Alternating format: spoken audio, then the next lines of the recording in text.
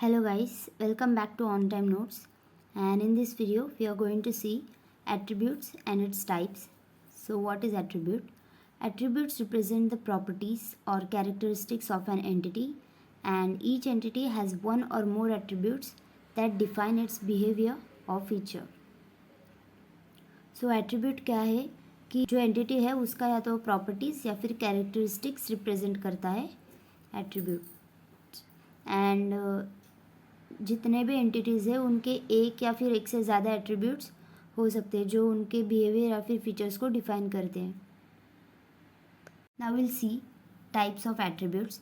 First is simple attribute, an attribute that cannot be further subdivided into smaller components.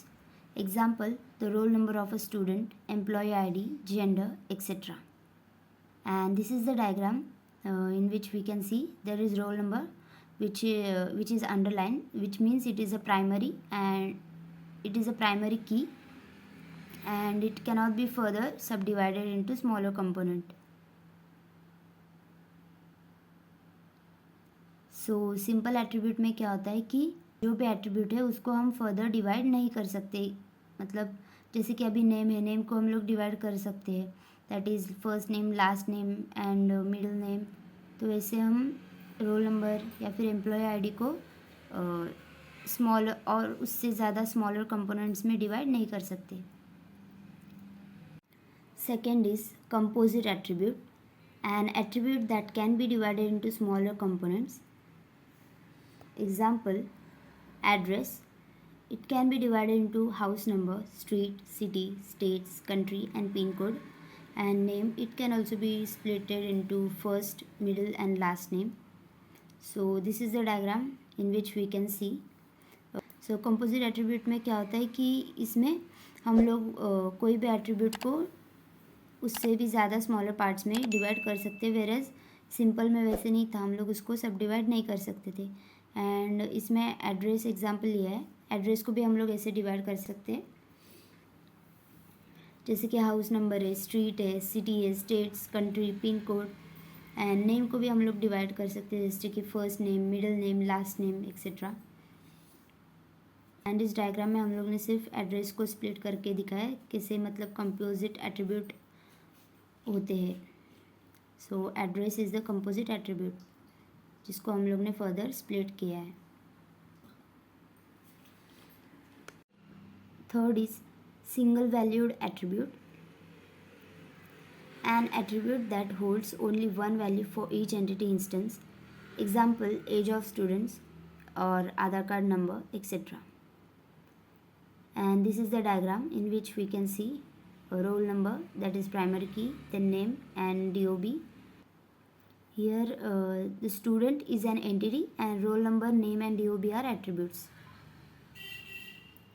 So single valued attribute में क्या होता है कि जो भी एट्रीब्यूट है वो सिर्फ एक ही वैल्यू हर एक एंटिटी इंस्टेंस के लिए सिर्फ एक ही वैल्यू होल्ड करता है। जैसे कि स्टूडेंट का एज, आधार कार्ड नंबर एक्सेट्रा। मीन्स हर एक स्टूडेंट के लिए जो कि उसका एज है वही रहेगा, ना कि उसके मल्टीपल एजेस रहेंगे। आधार कार्ड नंबर भी हर एक पर्सन को एक ही अलॉट होता है, उससे ज़्यादा आधार कार्ड नंबर अलॉट नहीं होते। तो ये सब सिंगल वैल्यूड एट्रीब्यूट है। तो यहाँ पे हम लोग देख सकते हैं स्टूडेंट एंटिटी है एंड उसके एट्रीब्यूट्स है roll number, name and DOB. Fourth is multi valued attribute, an attribute that can hold multiple values for each entity instance, and it is represented as double oval in ER diagram. Example, phone number, mobile and landline, and hobbies of a person. So here we can see there is student entity and it has multiple attributes like roll number, name, DOB and phone number. It represents multi-valued attribute because it is in double oval. So it is multi-valued attribute. So multi-valued attribute में क्या होता है कि जो भी attribute है वो हर एक इंस्टेंस के लिए मल्टीपल वैल्यूज़ होल्ड कर सकता है एंड उसको डबल ओवल से रिप्रेजेंट किया जाता है ER डायग्राम्स में। जैसे कि फ़ोन नंबर से एक पर्सन के पास मल्टीपल फ़ोन नंबर्स हो सकते हैं, वैसे ही एक पर्सन की बहुत सारी हॉबीज़ हो सकती है। तो ये मल्टी वैल्यूड एट्रीब्यूट है। तो उसको हम लोग डबल ओवल से रिप्रेजेंट करते हैं। सो ये डायग्राम में हम लोग देख सकते हैं स्टूडेंट एंटिटी है एंड रोल नंबर प्राइमरी की है, name DOB and phone number को डबल ओवल में लिया है क्योंकि वो मल्टी वैल्यूड एट्रीब्यूट है।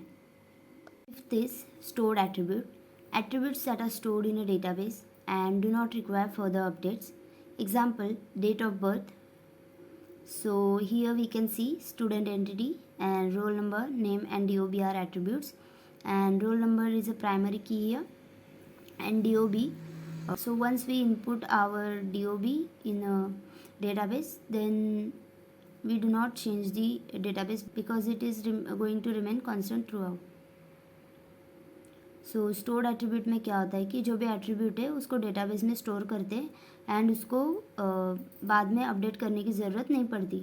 सो एग्जांपल हम लोग ले सकते हैं कि डेट ऑफ बर्थ। सो इधर हम लोग देख सकते हैं डायग्राम में कि स्टूडेंट एंटिटी है, रोल नंबर प्राइमरी की है, नेम है एंड DOB सब स्टूडेंट्स के एट्रीब्यूट्स है। एंड DOB जो है हम लोग जब एक बार डेटाबेस में डालते हैं तो उसको बार बार अपडेट नहीं करते क्योंकि वो थ्रू आउट कांस्टेंट ही रहने वाला है। Sixth is derived attribute, an attribute that can be derived from other attributes and it is represented as dotted oval in ER diagrams. Example, as can be derived from DOB, total and average marks of a student.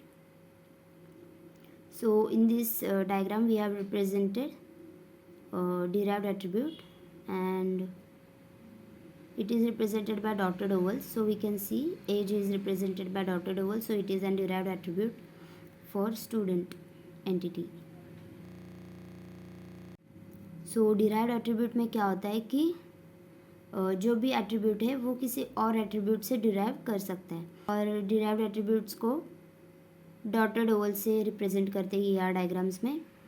जैसे कि as हम लोग date of birth से derive कर सकते हैं, students के marks का टोटल या फिर एवरेज निकाल सकते हैं।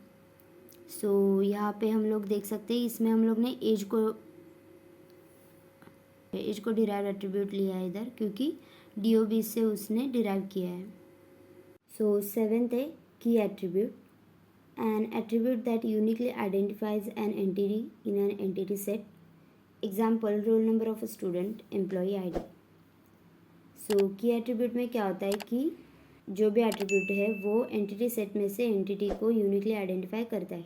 जैसे कि हम लोग देख सकते हैं कि रोल नंबर, स्टूडेंट का रोल नंबर या फिर एम्प्लॉय ID एंटिटी सेट में से एक पर्टिकुलर एंटिटी को यूनिकली आइडेंटिफाई करते हैं, तो वो होता है की attribute.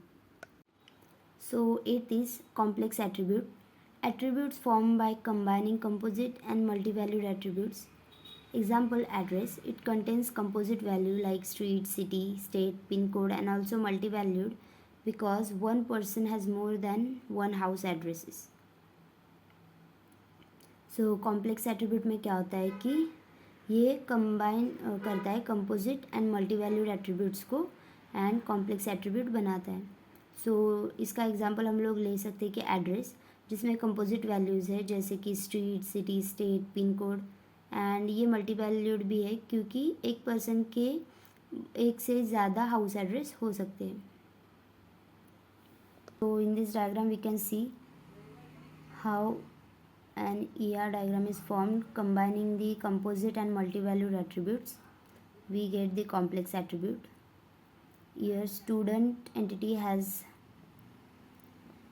attributes roll number, name, contact info and roll number is primary key. So contact info is further divided as phone number and address, and phone number here is multi-valued attribute. Then address is further divided into street, city and state attributes. So complex attribute में क्या होता है कि वो composite and multi valued attributes को combine करता है। सो इधर हम लोग देख सकते हैं कि एड्रेस में स्ट्रीट, सिटी, पिन कोड, उस एड्रेस को फर्दर डिवाइड कर सकते हैं हम लोग street, city, state, pin etcetera. And ये मल्टी वैल्यूड भी हो सकता है क्योंकि एक पर्सन के पास एक से ज़्यादा हाउस एड्रेस भी हो सकते हैं। सो इधर हम लोग देख सकते हैं स्टूडेंट एंटिटी है, उसके 3 एट्रीब्यूट्स है, roll number, name, contact info and जो रोल नंबर है वो प्राइमरी की है। सो कॉन्टैक्ट इन्फो जो है वो फर्दर डिवाइड होता है फ़ोन नंबर एंड एड्रेस में।